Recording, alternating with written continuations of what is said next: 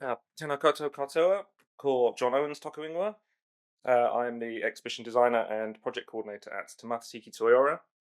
I'm going to talk briefly today about my role at the Art Centre and some of the projects that I've worked on. So I've been in New Zealand for 10 years now. The first 6 years I was working at the Canterbury Museum as an exhibition designer and on the exhibitions team. And then since 2023, I've been at the Art Centre. Prior to that, in the UK, I was working at a tertiary college, first of all as a technician and then senior technician. So we would assist with the creative arts department, doing technical assistance. I managed the workshop and also did exhibitions there. And then for my final year in the UK, I was teaching. And I quickly realised that I hate teaching. Not so much teaching, the teaching was fine. It was the red tape and the paperwork that came with it and staying up until 11:30 at night to try and catch up and be ready for the next day. And I realised that I couldn't do that for the next 40 years.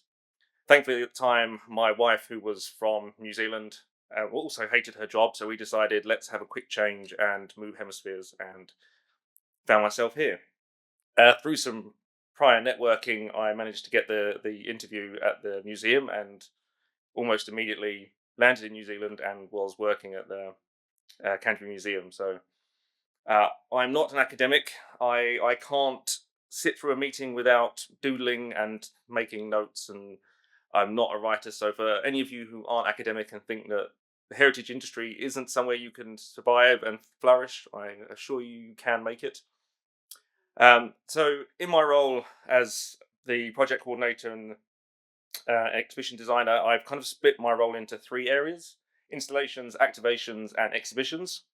So installations is assisting with artists who have created works, and I use my technical abilities and my knowledge of materials and processes to help um, install works so that the artwork is safe for, to keep the artwork safe and also to keep the members of the public safe.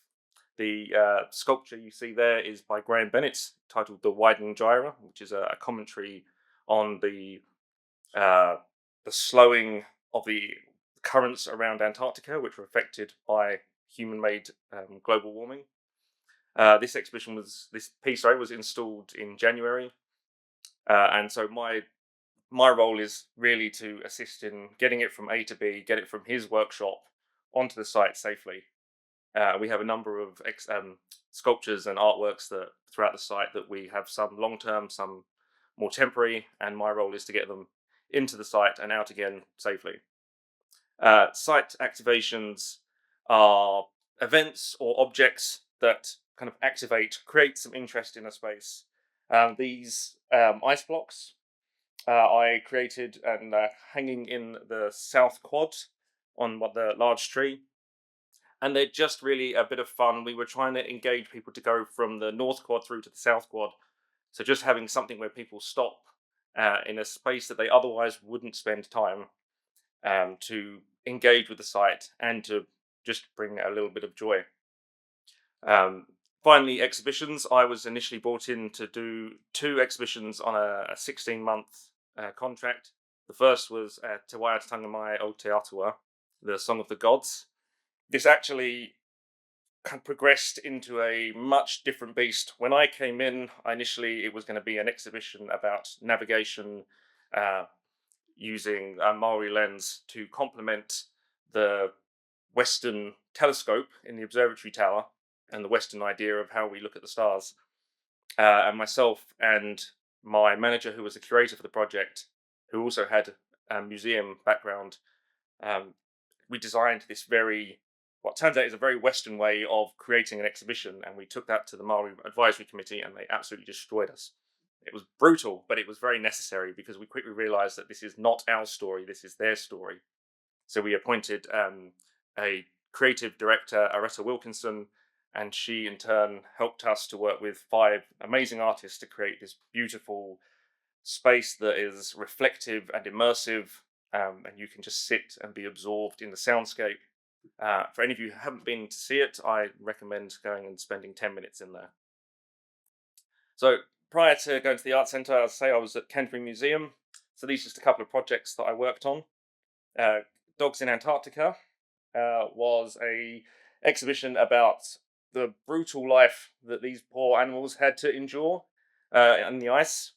So my role is to work with the curator who has the stories, and I take that information and I try and make something engaging. Like I say, as someone who's not an academic, I'm quite a good measure that if I can make something that appeals to me, then I'm pretty sure 12-year-olds will appreciate it.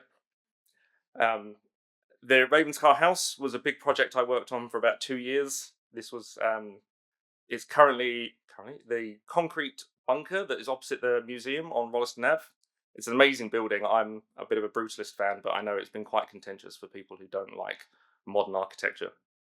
But that was a really amazing experience to get to work with the relatives of Susan and Jim Wakefield, who gifted this entire collection and built this amazing building.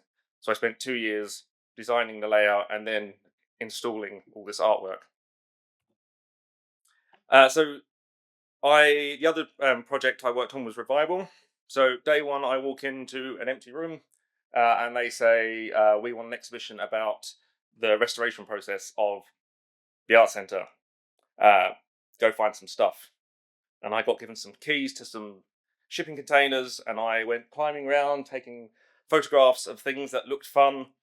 You can see that cabinet at the bottom, which you will see later on.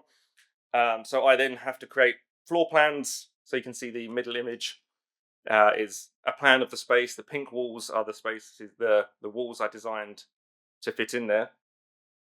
The space was Pomanawa Art Gallery, and I had to convert it into something that was also not just an exhibition, but used as a thoroughfare. So it's the main wheelchair access if you're going to the new health tech centre. But I was very cognizant that I didn't want people to walk like breeze through the exhibition without engaging. I wanted people to stop and to look at the artworks and to hear these stories. So by creating these divides within the room, it forces people to break their stride, to stop, engage with the work, and uh, to slow down for a while. Um, the wheelchair ramp, you can see the top left of the room.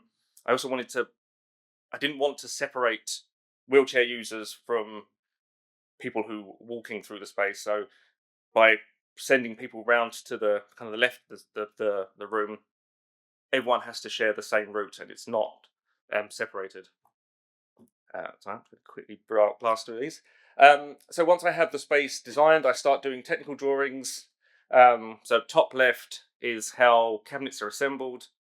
I do a 3D model of the space so I can see how it will feel for the viewers. So the bottom left, there's a 3D immersive CAD model. So I can get, when I'm trying to explain the design to people, they can get a feel for it. The cabinet there, that's part of that one that you saw previously. I then have my two builders who are amazing at deciphering my scratchings that I call technical drawings and can build anything. And then that bottom photo is a very non-posed photo of me just casually standing whilst I was installing the artworks. The graphic panels kind of set the tone and create the feel for the space.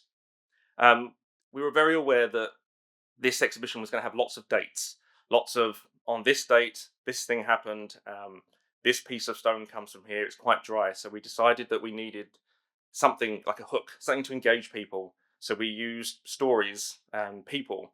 On my journeys collecting objects, I spoke to tradies, to people, curators, people who have been at the site for 10 years and who were heavily involved in the exhibition, who had real life stories, and it was much more engaging rather than just photos.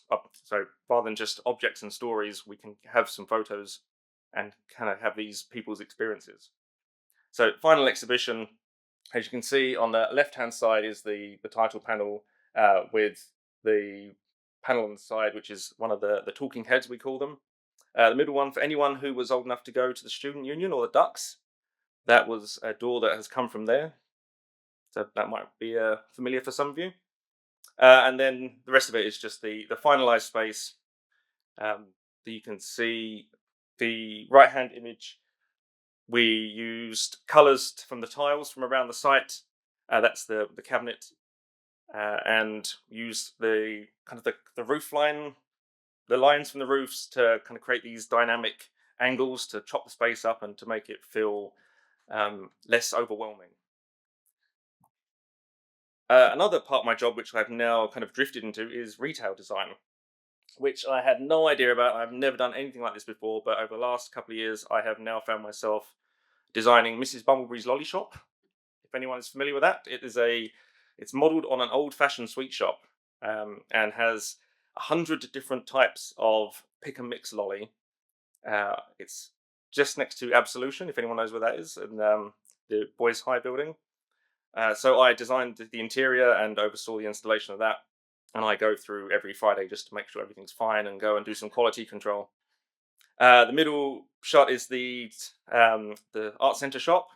So we bought that. We built that along with some studios at the back to bring artists back onto the site. After the quakes, we were very aware that there's very few practicing artists on site. So that had 5 studios behind, and the shop sells primarily. Our focus is to sell artworks by local artists, with all proceeds going back into the art centre.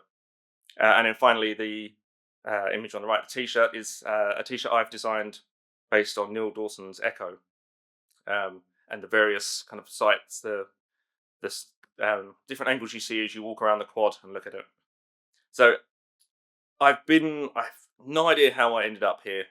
Like 15 years ago, I would never have thought I would be in New Zealand. I never would have thought I'd been in this industry for 10 years. So all I can say really is just be open to opportunities, and you may not think that you're on the right path, but there isn't really a path to take. You just kind of go with it and you'll find your way. Cool. Thank you.